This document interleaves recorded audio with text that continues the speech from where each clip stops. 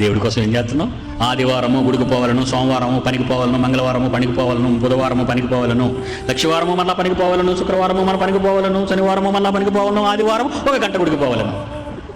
పిల్లలు ఆదివారము సండే స్కూల్కి పోవాలను, సోమవారము బడికి పోవాలను, మంగళవారం బడికి పోవాలను, బుధవారం బడికి. మీరు మీ పిల్లలు ఎవరి కోసం బ్రతుకుతున్నారు? గుడికి వెళ్తున్నావు, ఏం చేస్తున్నావు? గుడిలోకి వెళ్ళి ఏం చేస్తున్నావు? అక్కడ ఫ్యాన్ ఉంది చూసుకుంటావు, అక్కడ బెంచి మీద కూర్చుంటావు.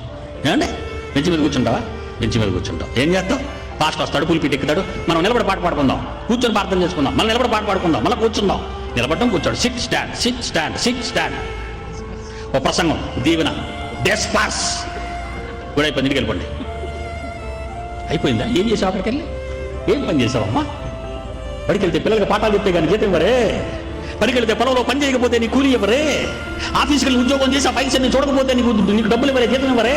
పని చేస్తే నీ డబ్బులను తెలిసిన నీవు దేవుని పని ఏం చేస్తున్నావు చెప్పండి.